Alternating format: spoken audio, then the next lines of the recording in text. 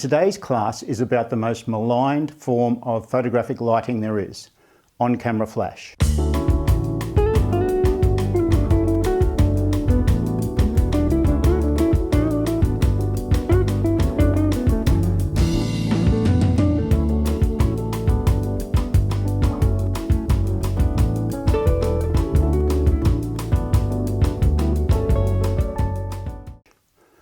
On-camera flash is an amazing light source, and you'll see in this class the versatility and the way that you can use on-camera flash to produce amazing results.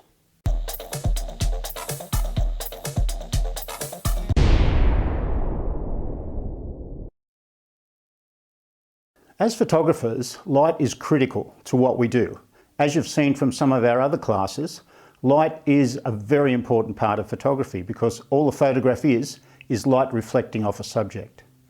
Now, as a good photographer, you need to know all sorts of light. You need to know how to use it, how to get the best out of it. There are some photographers who specialise in one particular kind of lighting, which is fine, but it does limit the possibilities that they have with their photographs and limits the way that they can tell the stories in their images. So whether you use natural ambient light, whether you use off-camera flash, on-camera flash, LEDs, night ambient light, there's a whole range of different light sources that we can use. A good photographer, in my opinion, knows how to get the best out of all of them and knows how to use the particular light source in a particular way to get the result that he needs. Now, none of these light sources are any better than the other. They just have different uses and they have different effects on our subject and on our image. In this class, you'll learn how to use on-camera flash. On-camera flash can be a really versatile tool for us photographers. If you know how to get the best from it, you can get amazing results. The first big advantage of on-camera flash is that you need a minimum of equipment. All you need is a flash and a camera. With an on-camera flash and a camera, you can produce results that you just can't get with ambient light. It allows you to control your foreground and your background exposure independently. And I'll teach you how to do that in this class. It allows you to change the direction of your light, the intensity of the light, the softness or the hardness of your light. All of these things you'll learn in this class, and all these things can be achieved with having your flash on your camera.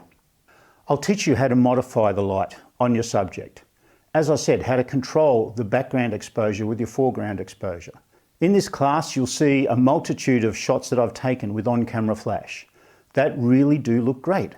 It's a great light source to use. You'll see a lot of outdoor shots that I've taken with on-camera flash.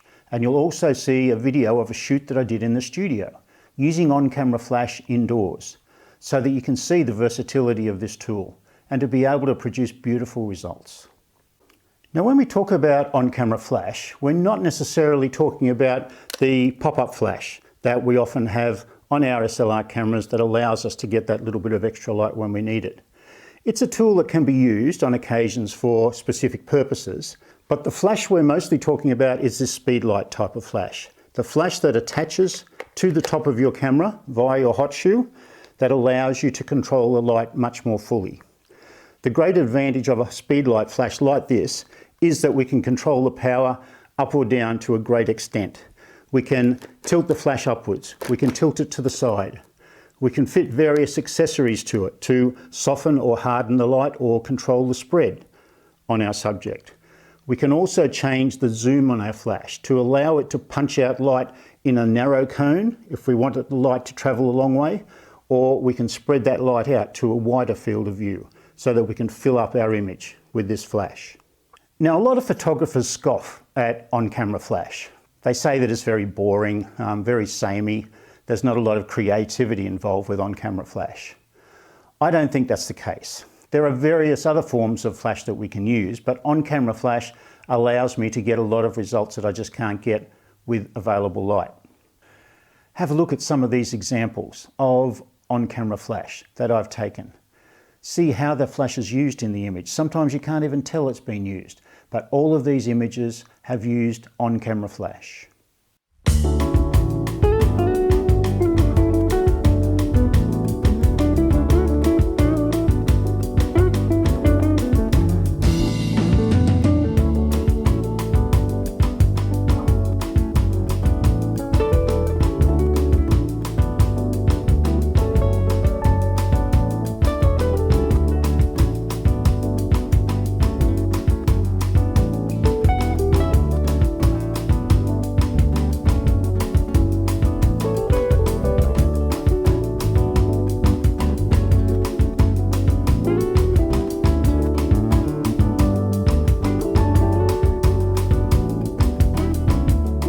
The nature of our flash means that it tends to work on subjects that are close to the camera. We very rarely use our flash at a distance greater than maybe 10 or 15 meters from our camera position. So the advantage of doing that is that we can separate the exposure on our subject from the exposure on the background. And as you'll find later on, there are some really important basic rules of flash photography that will help you to understand this principle and help your flash photography to move forward and to be able to get the images that you want with the lighting that you want. Now, there are two main ways that we can control the power of our on-camera flash: the intensity of it, how much light hits our subject. There are two main ways that we can do that. One is with manual settings, where we physically turn the flash up or down to the setting that we need. The other one is an automatic setting. It's called TTL. TTL stands for through the lens.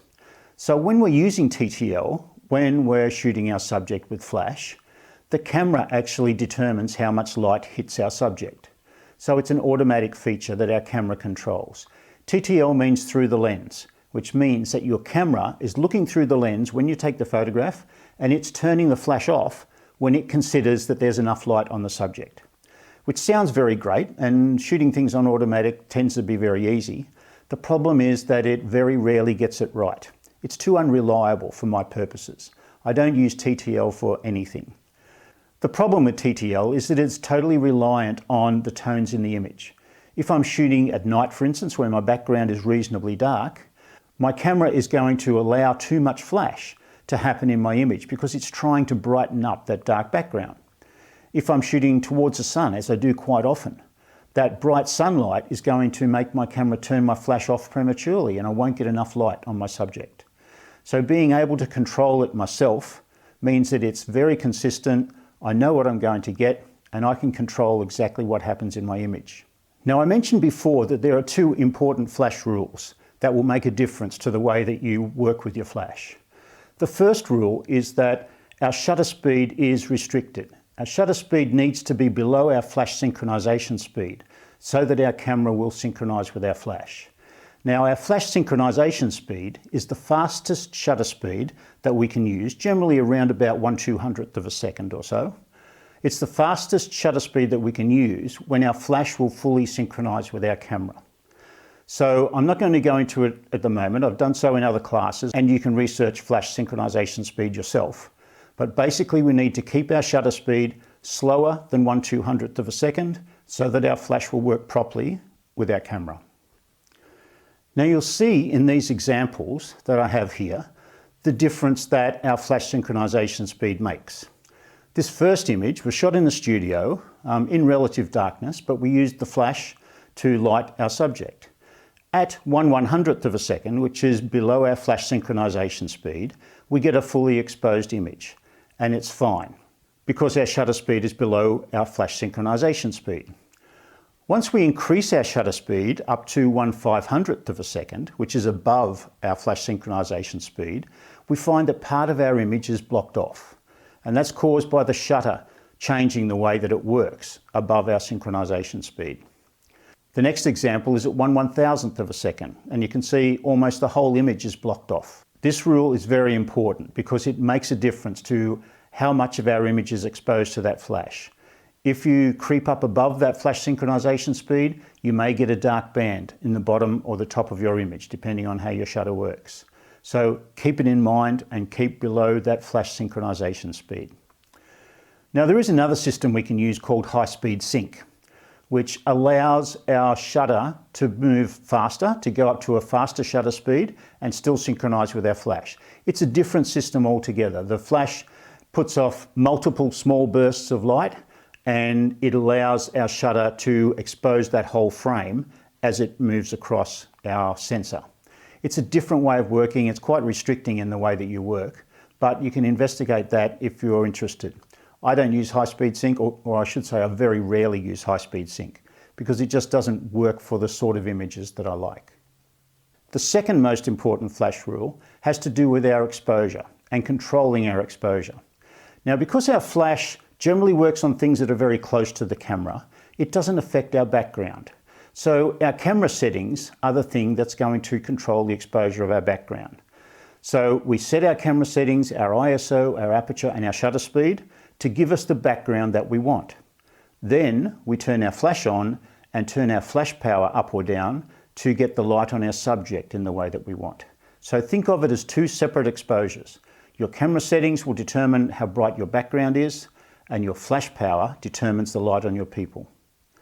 Now, knowing this and practicing this means that you're in control of a lot of the exposure optimization in your image. You can darken your background down a little bit if you want to, so that your subject stands out a little bit more from that background. Or you can brighten up your background to help it blend in with your subject if you want to. You're in total control of the situation, the tone of the background and the tone of your subject. And it's quite simple to do. When we shoot with on-camera flash indoors, the light tends to be very harsh. It tends to look very amateurish because our flash is generally almost 100% of the light that's in that photograph. You can see from this image here how it looks. And this is why a lot of people don't like flash photography, because they see it done badly and they don't know the possibilities that are there to modify this light. When we shoot outdoors, the flash is a much smaller proportion of the overall light. If we're shooting outdoors, the available natural light may be up to 90% of the light in that image. Our flash just makes up maybe 5 or 10% or maybe 20% of that overall light. So it looks less like a flash shot. The flash is often undetectable. If it's done properly and controlled properly, you just need a small amount of flash to fill in the shadows in that face and to make those eyes pop. Now, the main reason I use flash outdoors, I use flash for just about everything I shoot outdoors. The main reason is that I like to shoot towards the sun or in the general direction of the sun. Because I shoot mostly people, my people shouldn't be looking towards the sun because they're going to be squinting into that bright light. The sunlight on their face is very harsh. So I turn them away from the sun so that they're lit by the nice soft blue sky on the opposite side of the sky. Now, one of the issues I have with that is that they're in darkness. The front of their body is in shade. So they're going to look a lot darker than my background is, which is often sunlit. So I use my flash to balance that light, just to punch a little bit of light into their faces, into the front of their body, just so that they balance with that light in the background. I can punch a tiny little bit of flash in down to 1/100th power or 1/64th power, just so that it's very subtle, or I can make it more powerful if I've got a really bright light in the background. Often I'll shoot with the sun in the shot. So my camera settings are very dark to control that light in the background. I might be shooting at f/16 or even f/22. In that case, because that's a very small aperture, I need a lot more flash to be able to fill in the shade on that subject. So your flash power settings are there for a reason. Don't just neglect them and shoot on the same power all the time. Use it up and down. I regularly shoot at full power and I regularly shoot at 1/100th power. Now, if the available natural light is great and it's good for the subject that you want to shoot, then by all means use it. But available light is rarely adequate for the sort of shots that I want to take. Available light can be controlled with reflectors. You can control it with the time of day you shoot. You can control it with the direction that you shoot. You can control it by choosing the locations that you shoot in open shade or in situations where the soft light is coming at a low angle into your subject. In those cases, then you may not need flash in your shot. But there are many more situations where the available light isn't working and can't be controlled properly. That's when flash comes into its own. And if you've got a flash in your camera bag, you've got a controllable light source that you can use in any situation. And if you're comfortable with it and you know what's going to happen when you use it, all the better, because you can get results that other people can't get. A lot of photographers are very scared of their flash. They're not sure how it's going to work or what the results are going to be, particularly when they use TTL, because the results are variable. They're not reliable, and you can never tell exactly what you're going to get. But learning how to shoot with your flash on manual power will mean that you can control those situations and you have the confidence to be able to control the lighting no matter what situation you're in. Now, we've spoken in other classes about light, about the 4 characteristics of light that are most important to us. The quality of the light, the intensity, the direction and the color. And we can alter all of these characteristics of light with our flash on camera. First of all, we can control the quality of light. As you'll see in the video that you're about to see, we can control the quality of the light, make it softer by bouncing it off a surface, because flash or any sort of light will reflect off surfaces. We can make this small light source, which is quite a hard light, into a soft light by bouncing it off a surface back onto our subject. And you'll see in this video with the shoot with Paige that it works a treat, and it works amazingly well using your flash on camera. So that's the quality of the light. We can change the intensity. We've already learned that we can turn our flash up or down to change the power of our flash and to control how much light hits our subject. The direction of the flash, you would think that if you've got your flash on your camera, there's no way that you can control the direction of the flash. But there are quite a lot of ways that we can. Simply by bouncing that flash off a wall to the side, we change the direction that that light hits our subject. That light's coming from the side of the subject now. We can tilt it up slightly so that that light is lighting the top of the wall, so that that light comes down onto our subject in a certain way. We can tilt it up to the ceiling so that that big soft light comes down on our subject. So it's a bit more flattering. The light's coming directly down onto the face so that we get that very soft frontal lighting. We can actually turn it around behind us, and you'll see me do all of these things in this video.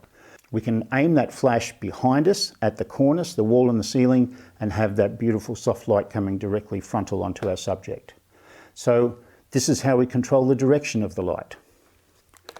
We can control the colour as well in various different means. We can put coloured gels over the front of our flash. We can alter our white balance to give us various different colour changes in our image as well. But generally we're working with the light from the flash, because the light from the flash is very close to the colour of daylight. It's not exactly the same, but daylight varies through the day anyway.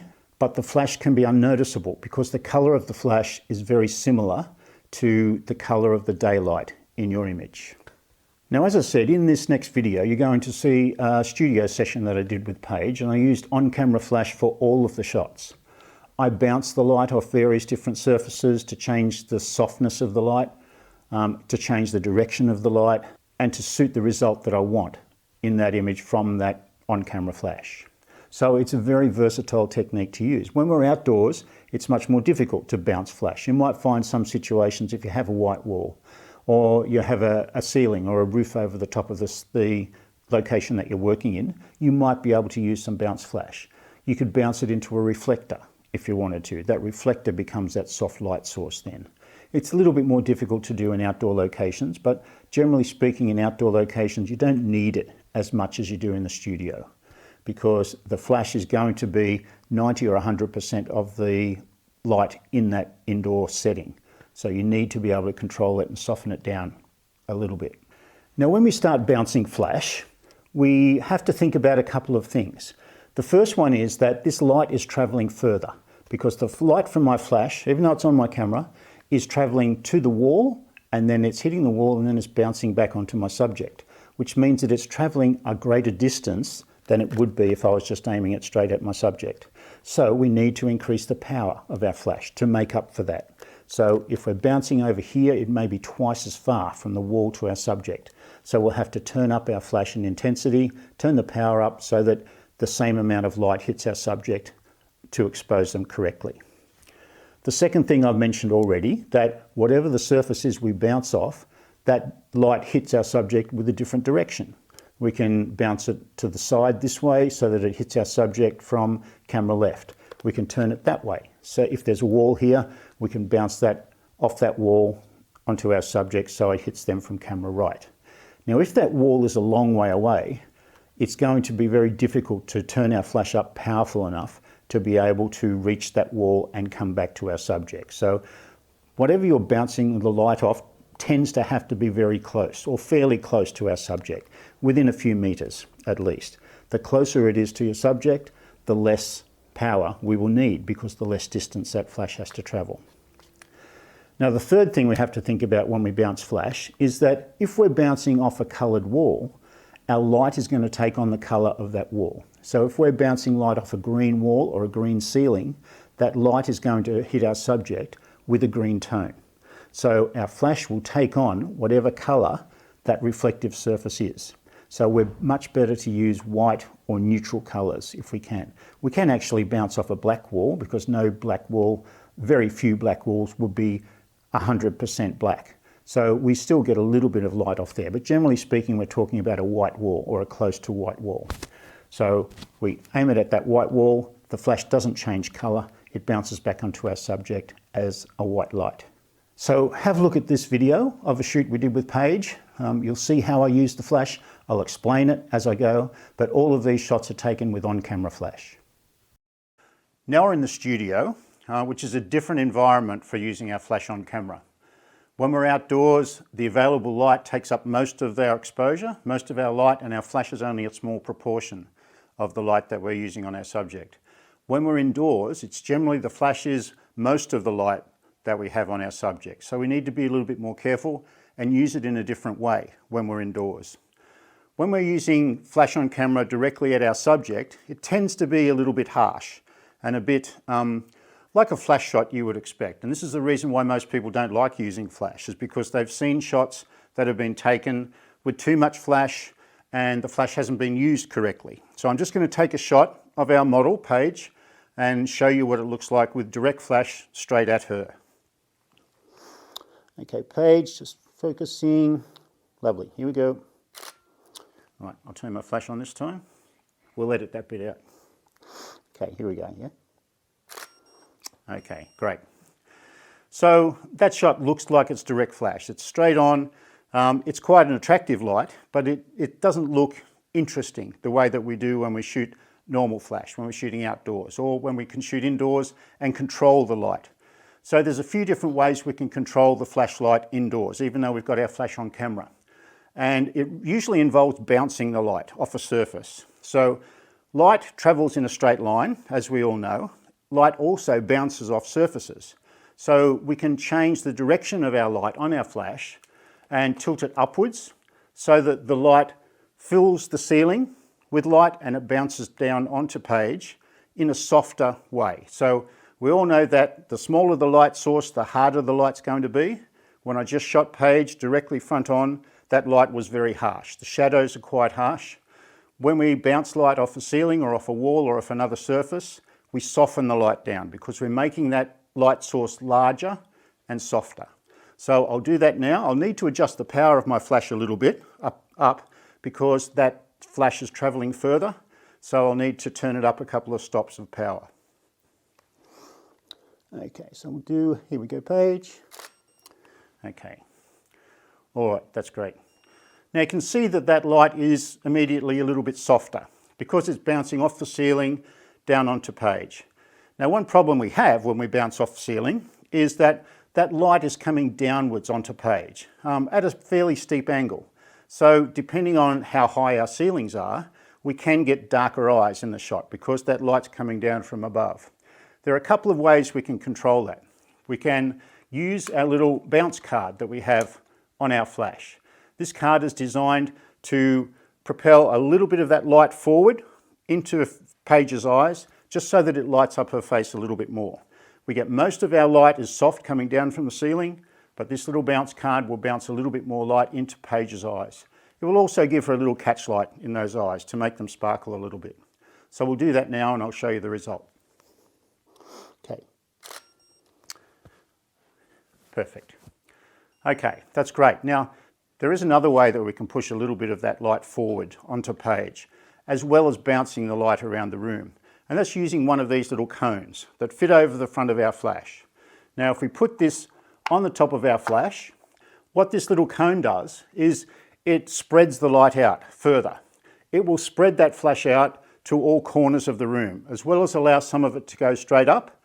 The amount of the flash that goes forwards onto Paige is going to be a small percentage, but it will still help us to soften that light down. It will also reduce the power of our flash quite a bit because we're losing a lot of flash in other directions that we can't use. So we're using this cone to bounce the light up and around the room, and a little bit of proportion of that flash will go forwards onto Paige's face.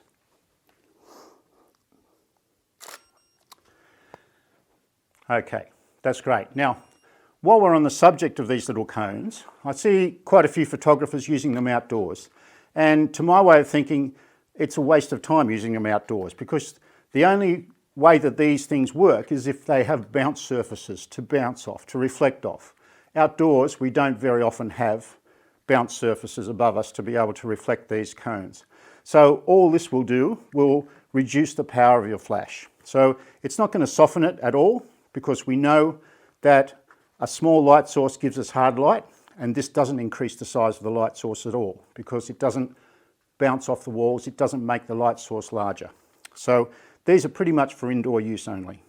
Now when we're bouncing flash, a lot of people think that we need to bounce our flash on an angle so that the angle of incidence equals the angle of reflection. So light bounces off surfaces just like a billiard ball does. So the angle that the light hits the surface is the same as the angle that the light comes off the surface.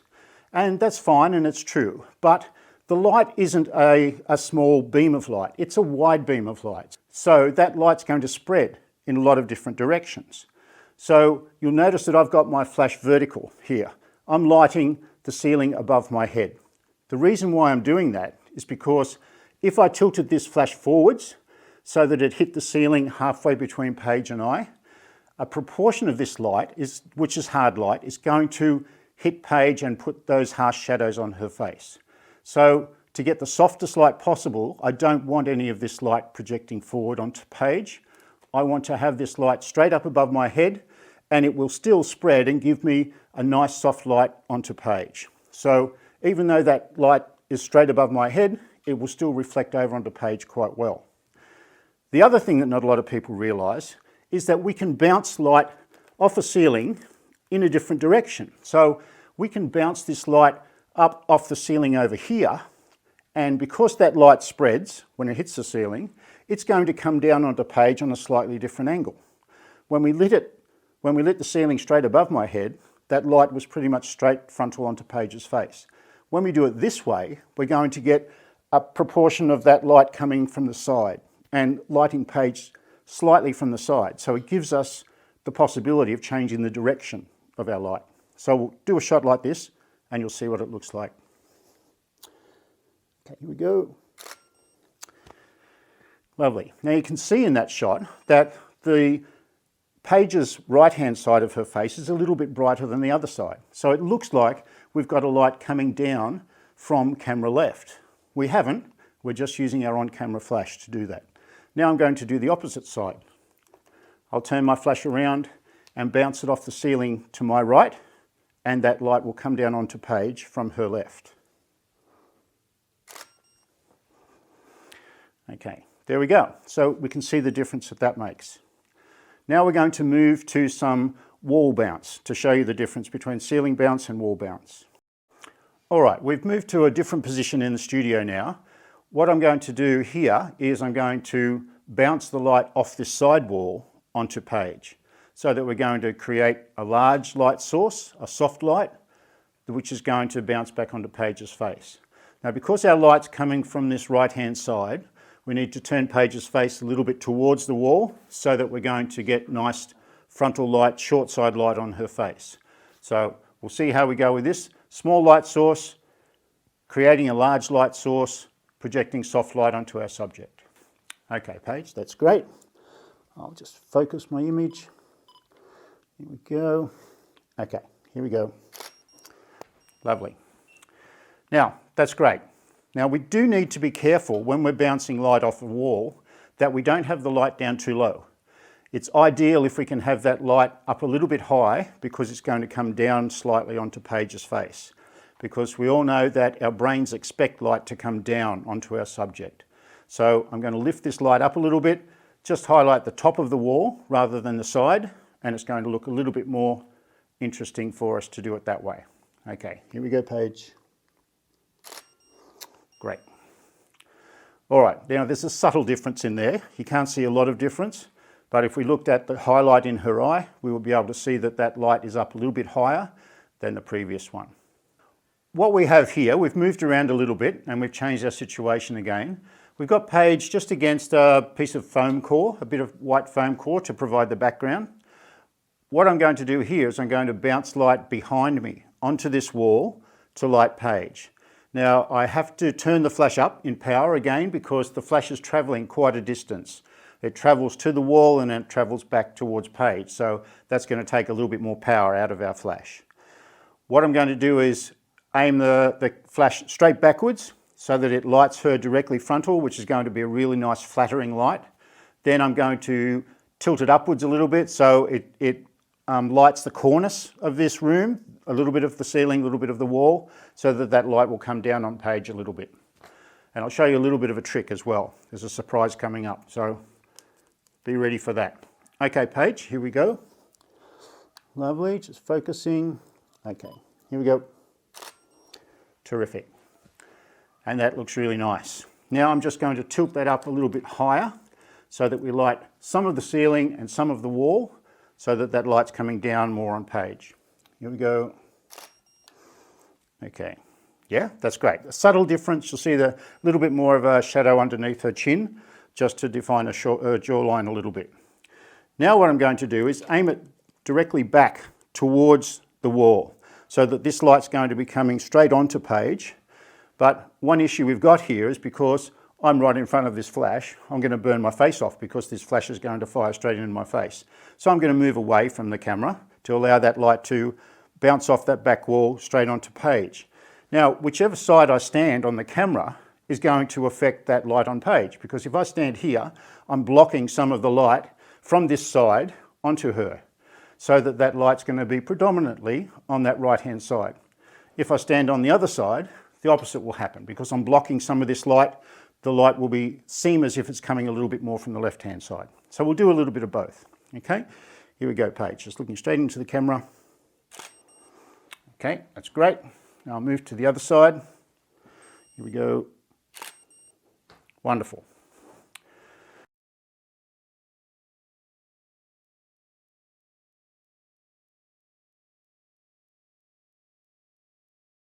What we're going to do next is just simply bounce light off a couple of surfaces, just to soften the light down again. Not as soft as it would be if we bounced the light off a wall or a ceiling, but we're just going to use this card to start with to bounce this light up into the card and forward onto our model. So if we hold our light up here, we can turn our flash around wherever we want it to go. So we'll hold our flash up here, and that's going to reflect off here down onto page. So here we go, ready, page. Okay, great. One good tip is don't look at the flash when you fire the shot, because you'll get a big spot in front of your eyes and you can't do anything else for quite a while. Okay, that's good. I'm going to turn this around and use the silver side just to see the difference that it makes. The silver should reflect a little bit more light, so the exposure is going to be a little bit stronger, but we'll just see the difference that this makes.